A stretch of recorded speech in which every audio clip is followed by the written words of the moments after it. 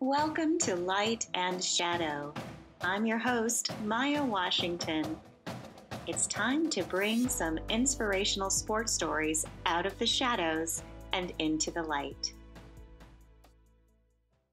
Welcome. Oh my goodness. I am so excited to have a fellow filmmaker on the show today. Deborah Riley Draper is an award-winning filmmaker and advertising agency executive. Her latest documentary film and book-length project, Olympic Pride, American Prejudice, explores the experiences of 18 African American Olympians who defied Jim Crow and Adolf Hitler to win hearts and medals at the 1936 Olympic Games in Berlin. Set against the strained and turbulent atmosphere of a racially divided America, which was torn between boycotting Hitler's Olympics or participating in the Third Reich's grandest affair, the film follows 16 men and 2 women before, during, and after their heroic return at the Summer Olympic Games in Berlin.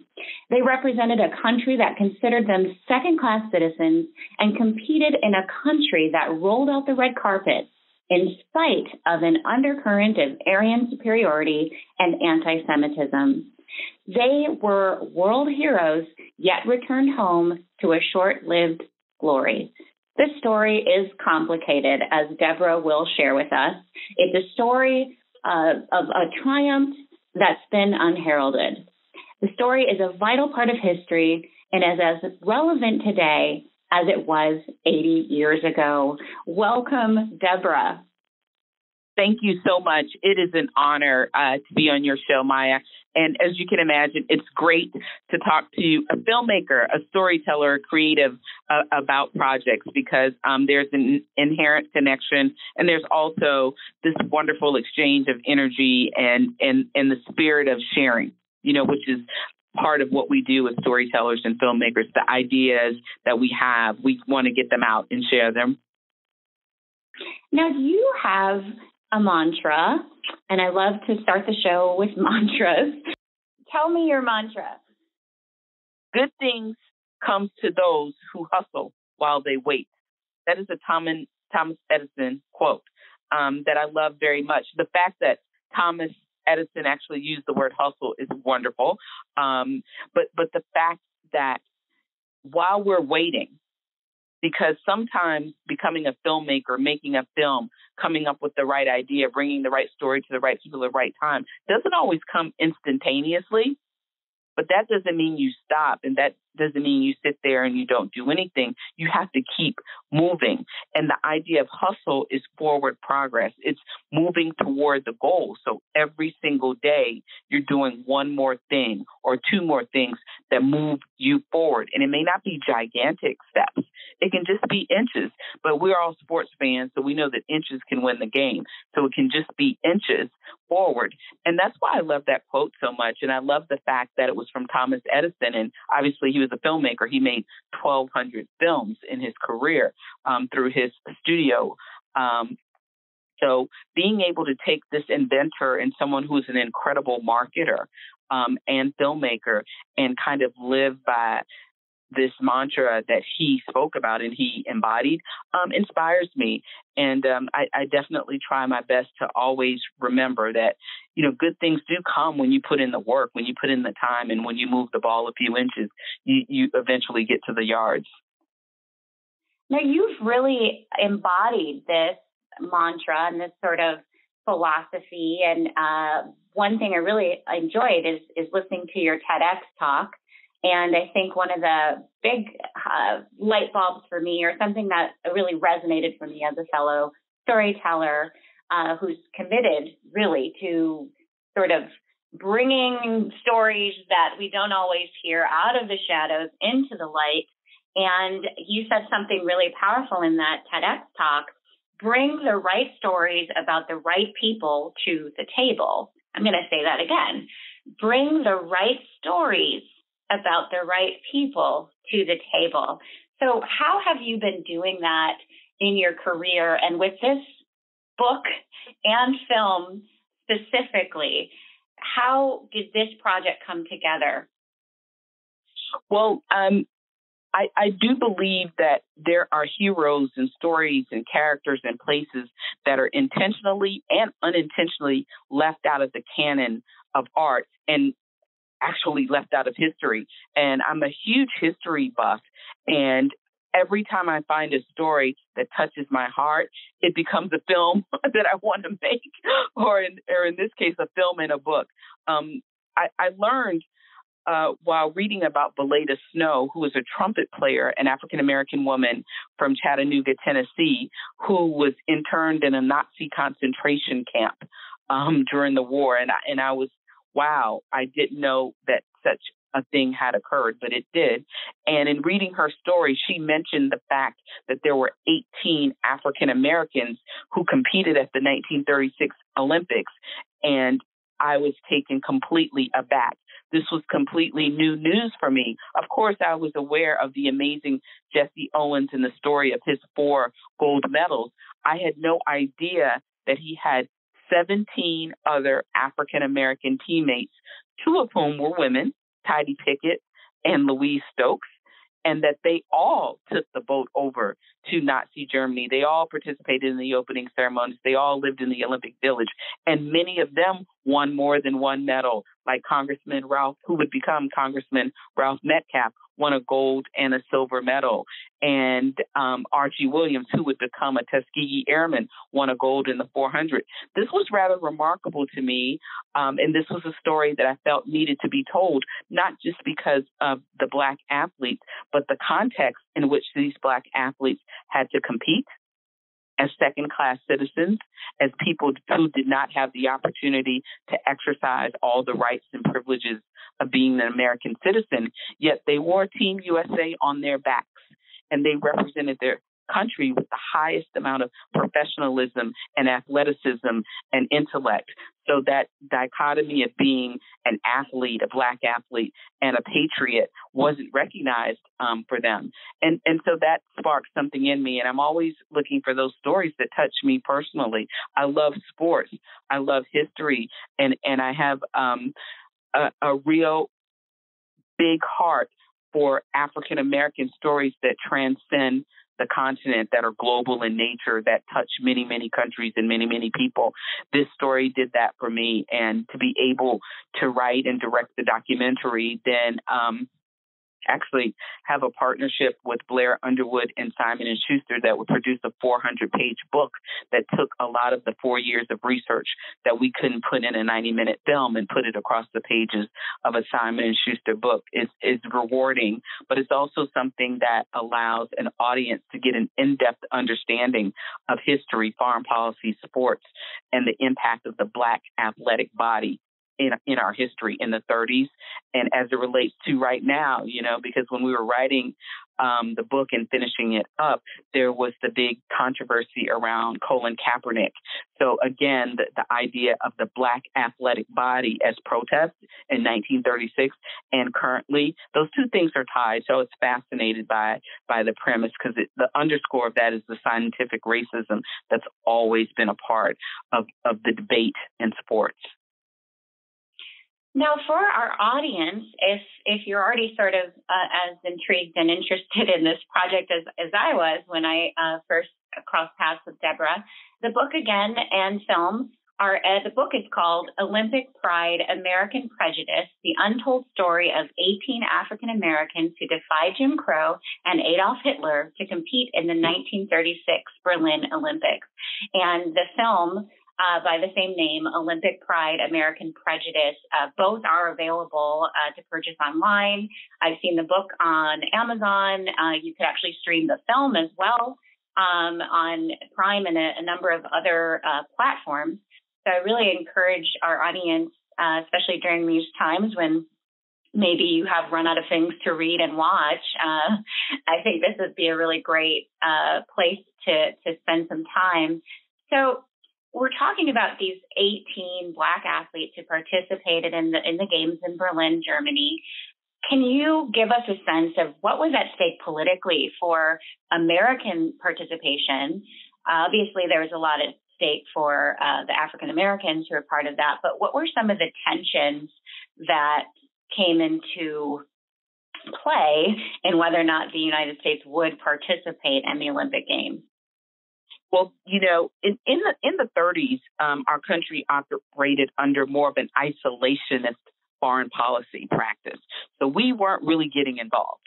And there were reports coming in from all sources, including the State Department, that Germany was engaged in incredible violation of human rights already in the 30s. And lots of Jewish newspapers were reporting there.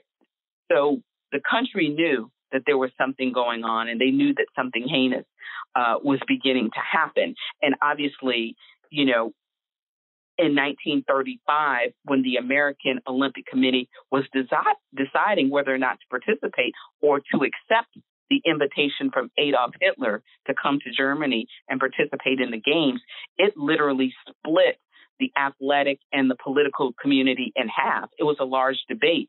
You had people like Mayor LaGuardia and lots of congressmen saying, we do not want to participate because Germany is definitely 100% violating the rights of Jews and people of color in Germany, and they are marching toward a war that will rip the world apart. And then there were those that said, we need to participate because we need to say we're not afraid of what's going on and we can go and see. Avery Brundage, who was in charge of the American Olympic Committee at the time, went over to Germany. He said he would go check it out. And he was friendly with Adolf Hitler. He went over, he checked it out. He reported back to America, including President Roosevelt, that there was nothing of the like happening in Germany. He saw no evidence of discrimination or any harm coming to the Jews. So it was a vote within the AAU, and the vote to go and participate won by just 2 points. And so America was off to the Olympics. So and with that decision, there were a lot of Jewish athletes who refused to come to the Olympic trials and compete to be on the team. There was a battle among the African American community because members of the African American community, most notably the NAACP, felt that we should not participate, particularly in solidarity with the Jewish athletes. There were other aspects of the African American community that said we should 100% go because we have to show that we're not second-class citizens, that we're not, we have to burst this bubble and erase the myths and the preconceived notions about who we are as African Americans and what we represent, and being on this global stage will give us access to the world and access to a media we don't ordinarily have access to and a chance to tell our own stories. So of the 400 athletes that would make the team in 36, 18 of them were African American. Which I think is truly extraordinary. And so let me just ask a real basic question. Where did the United States Olympic team find those African-American athletes, and how did those African-American athletes find that opportunity in a climate in America that was still very much segregated and sort of having a regression of the gains at the turn of the century with emancipation and some of the economic gains of African-Americans in the 20s, we saw things really kind of decline in terms of the status of Black people in the United States in terms of where they could and couldn't go. We started to see Jim Crow come into fashion. So how on earth did 18 African-American athletes find their way to the U.S. Olympic team at a time when our modern understanding of what life was like for African Americans at that time, it just seems kind of far-fetched. How did that happen? It's a great question, Maya, because as you know, that was right smack in the middle of the Great Migration, right? African Americans were trying to get out of the South as fast as they can because of the oppressive nature of Jim Crow. So Mac Robinson, who made the team, and Mac Robinson is, of course, Jackie Robinson's older brother, they grew up on a plantation in Georgia, and their mother put them all on a train one day when they were very young, and they went to California. So they moved to Pasadena. Mac Robinson and his brother got away from that Jim Crow South because their mother was part of the Great Migration, and they moved to California, which afforded them the opportunity to go to Pasadena Community College, Mac did, and eventually attend college in Oregon. And by being in Pasadena, the restrictions were less. Of course, they existed there, but there was already a move to a more integrated society in Pasadena, so he could be a part of the track team and he could run. Jesse Owens, Dave Albritton, and they were born in Alabama, and their families migrated out of Alabama to Ohio, so they were able to compete in high school and win scholarships to Ohio State. So they were Ohio State athletes, and that gave them an opportunity to participate in the Olympic trials. Ralph Metcalf was born in Atlanta, Georgia, and his family migrated to Chicago. And James Luval was born in the South as well, and his family migrated first to D.C., then to Los Angeles. So these families moved away from Jim Crow to the North and the Midwest and the West to give their children an opportunity for a better education, better job opportunities for the family in general, and a better life. And it was those moves out of the South to the North and the West that afforded them the opportunity to compete in high school and to get scholarships in college. And Louise Stokes was in Malden, Massachusetts, which was an African American enclave outside of Boston. And she was right out of high school, so she had just finished, almost finished high school that summer, and she was participating as a high school student. And she was at a predominantly all-white high school, and her entire community in Malden rallied around her to raise the money so that she could actually get the transportation costs to get on the ocean liner to go to Germany, because at that time, each athlete was responsible, or if they had a sponsor or a coach, that person was responsible to pay their fees to get them on the team. So it was by fundraising, bake sales, coaches, all sorts of people rallied behind these athletes, black and white, to get them to be a part of these teams. But they were in places, none of those Southern places, they were in places that were open-minded enough to recognize their talent and want to elevate them. So thinking about them getting over to Germany and Hitler's stance and pride in his Aryan, how did the U.S. eventually sort of reconcile their participation, but what concessions did Hitler make or not make to make other nations confident that their Black athletes or even their Jewish athletes might be welcome? Well, initially Hitler said no Blacks and no Jews. And then he walked that statement back when he realized that in order to show off Berlin as a world-class city and in order to amplify the brilliance of the Third Reich, he wanted everyone to come. And he knew that in order for everyone to come, it needed to appear as a safe city, as a welcoming city, as a city that would not discriminate. So they removed all of their anti-Semitic and their racist signs and posts and artwork from around the city, but they did not remove the swastika. So the swastika and the Olympic flag flew side by side throughout the Olympic city. But on the surface, the newspapers were not to write any derogatory remarks about Jewish athletes or Black athletes or any of the athletes from African countries or the Middle East or any countries of color. So that was the outward propaganda that was a part of the welcome rollout. And then and in the Olympic Village, it was fully integrated. All athletes had complete access to every facility, every amenity on equal footing in the women's village and in the men's village. And for our African American athletes, quite frankly, they actually had never truly experienced that before. So they were in the Olympic Village with full access to everything like any other athlete. One thing I found really fascinating is that you were able to get an interview with Gretel Bergmann. Her story was really awe-inducing. I think I still don't have language for that move. Can you kind of explain how Germany reclaimed one of their exiled Jewish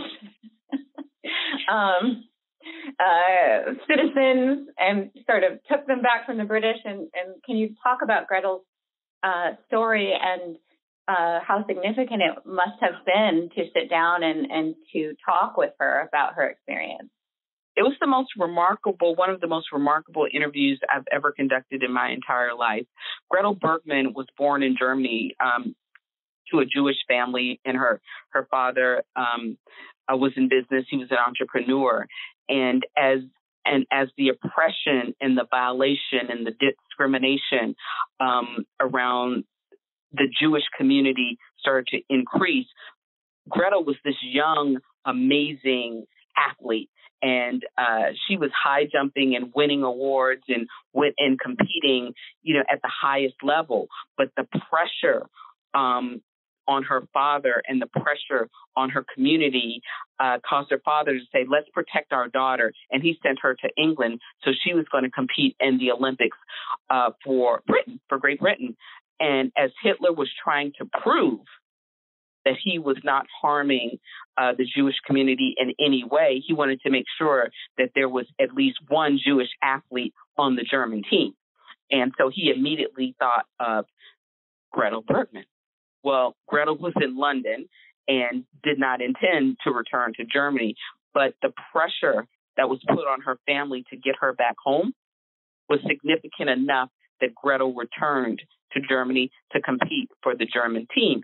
And once that news was out there and everyone was like, oh, look, the German team has a Jewish woman on the team. When the time came for the opening ceremonies and for Gretel to actually compete, Germany reneged and they said, you can't compete. You're actually not going to be a part of this team. And they put out publicly that she was injured, but that was not the case. It was just another part of the big propaganda machine that said we have a Jewish athlete on the team. And then when it was actually the Olympics and all the countries were there and everyone was there, they didn't allow her to compete. And she was removed from the team very unceremoniously. And she showed me the letter that she received that the signature Heil Hitler that informed her that she would not be allowed to compete. But if she wanted to sit in the stands, they'd give her a ticket to watch.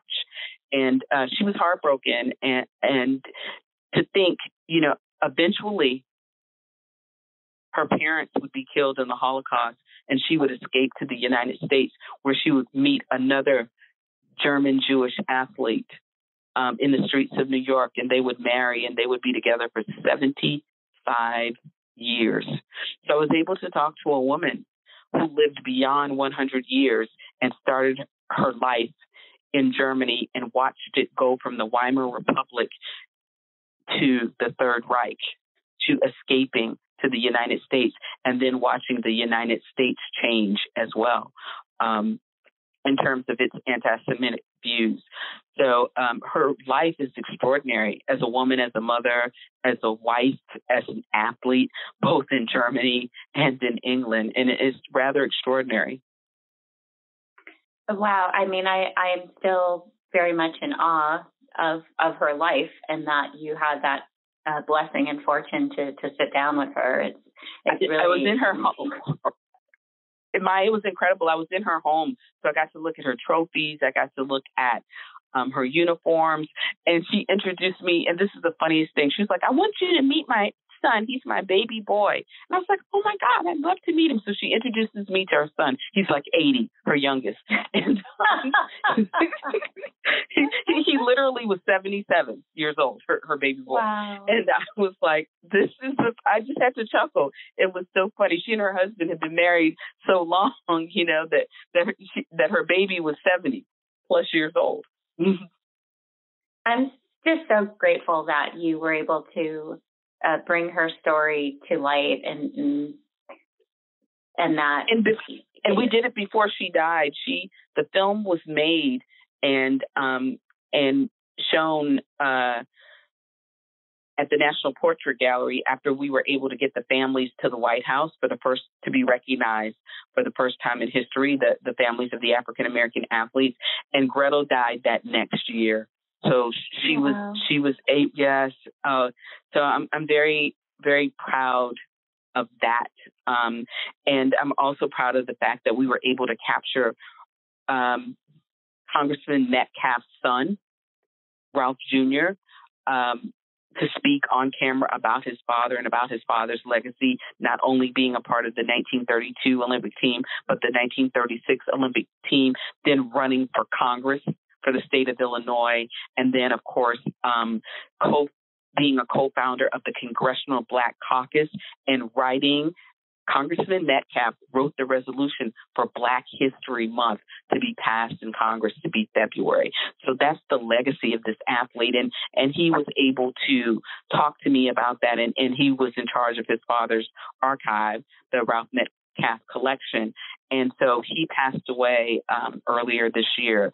So I'm so glad we were able to capture that interview and capture that history of the son of this great man before the son himself passed away. Now, the women that you were able to reclaim, in addition to Gretel, the 2 African American women on the team, their history is so important. Obviously, there was no Title IX. Title IX wasn't a thing. It wasn't a thing. And yet you have these 2 African American women with bravery and courage, similar to Gretel's amazing life story. What did it mean to have those 2 women, African American women, on the team in terms of what it meant to the Black community then and what that might mean for us now to see African American women in such a prominent and important place in history, even if they have been hidden figures to a certain extent, because obviously Jesse Owens got a lot of love, but there are these other athletes who you focus on in the film who are lesser known.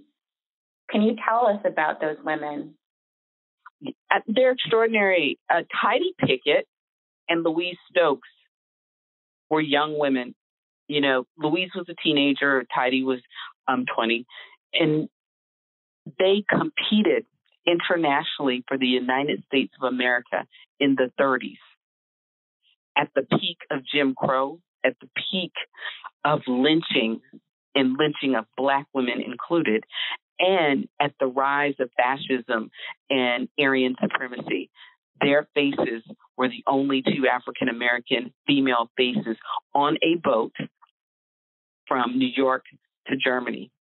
So they endured everything they needed to be a part of a double minority. They were female athletes and they were Black female athletes. And we have to remember at that time, even female athletes in general were rare and not respected. And you add race on top of the gender issues that existed. That is what they had the courage to push past and push through. And they were discriminated constantly on the American team. They did not receive as much ridicule once they were in Germany, but during the trials, there was always this tendency to want to, in spite of their times, in spite of winning, to give their slots on Olympic teams to winners who weren't as fast as them. And they had to combat that on every single year. And their presence is important. And the fact that they're not known shows that there is always an intentional and a conscious bias to diminish the value in the stories of African American women and their triumphs. And what that does is that impacts every other little Black girl from 1936 forward that doesn't realize what these 2 women did, that they feel that they might be fighting or competing in isolation when they can look to these stories for courage and inspiration and also as a data point and a fact check to say, this has already been done before. I'm not going to fight you for my spot because I stand on the shoulders of Heidi Pickett and Louise Stokes, they've already done that. They've already paved the way. So this has already been done. and created for me. So I'm just going to take my space and I'm not going to fight you for it. So every time we learn of another story, we can see ourselves, and that alleviates the pressure and that alleviates the strain of thinking you're the first one. And it also enlightens and informs someone who may not know that this has already been done, so they don't have to worry about what will be the outcome if I, open my mind and allow this person of a different race, creed, or color to participate. It's already happened. You can cite history, so you don't need to feel that you're going against the grain. You're not. This has already happened. So I think that's the importance of these stories. That's the importance of these two women. They are examples and beacons for all female athletes, period, in every sport, because I can't imagine two athletes who had to endure more than the first two Black female athletes to compete internationally for the United States, and doing that in the 30s, right after the Depression, in the middle of Jim Crow, right before World War II. I can't either, but it definitely does, for me, resonate in my heart, a sense of historical courage and triumph, and the idea that we do come from greatness, and as African American women, we come from a very powerful lineage, whether it was made known to us as little girls or as youngish women who are telling these stories on the big screen and in book form. So thank you so much for sharing those important stories and that important reminder of what it is to be seen, why heroes and heroines are so important for us to be able to look at the fact that another human being accomplished something, was brave and courageous, and ultimately triumphed. So before we go, one question that I like to sort of close things out with, we are in a strange time with this COVID-19 pandemic. And so I'm just curious, for you as a researcher and a creator, are there any practices that you have brought into your day-to-day life in these times that you think you'll maybe keep going on the other side of this? Well, you always keep going. I think about Ralph Metcalf in a lot of ways. He lived through the 1918 pandemic, went on to make the 1932 Olympic team where he won a silver medal, and make the 1936 Olympic team where he won a gold and a silver, and then, as we said, became a congressman after that. And I think that level of perseverance teaches us a lot, that we're not going to always face things we've seen before. I'm sure these 18 athletes never would have imagined in their young lives that they would compete under the swinging of a swastika in a stadium built by Adolf Hitler. But they did, and they survived. And I'm sure in Chicago, when Ralph Metcalf was a young boy and that population was dying because of the 1918 pandemic, he probably didn't dream that he would be in Congress one day, but he dreamed, and he ran still. And he kept up with his times. He got faster and faster and faster. So, and thinking about all of that, and in my own practice as a writer, I've been writing. So I haven't stopped writing because there's a pandemic.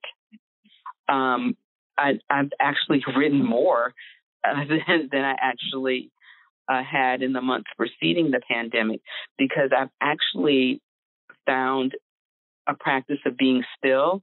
And of course, everyone's always like, you need to be still, you need to meditate. And I never really did that. And I still don't really meditate in probably the true sense. But I do find myself taking time to actually be still and letting my mind relax and calm down. And I spend a lot of time just looking at the trees and the sun and the sky and being appreciative and grateful of all the beautiful things that I see. And that serves as great inspiration for me. Some of the practices, definitely stillness, writing things down, and not making notes in my phone in the note section, but literally doing it in a notepad. That idea of taking pen to paper and writing things down and writing notes down and printing things out and dog-earing things. I've kind of gone back a little bit to those types of practices that are very hands-on and very tactical and lo-fi and not technical, but tactical. And, the use of my hands, I think that's been great. Also, just really determining what I say yes to and what I say no to, because we're at home, there's a tendency to want to pop on every IG Live, to participate in everything, but really curating my time and really ensuring that the self-care is there in a way that I don't know if I've done before. And I think that will remain. I think the practice of really thinking through how I use my time, my mind, my body, what I put my emotional and physical self into, I think that's going to remain. Wonderful. Well, thank you so much, Deborah. It's been a pleasure speaking with you. Thank you. You're welcome. And for our audience, if you like what we're doing, subscribe, share, let other people know about these stories and what we've been doing. And we're so grateful that you've been tuning in, and we'll see you next time.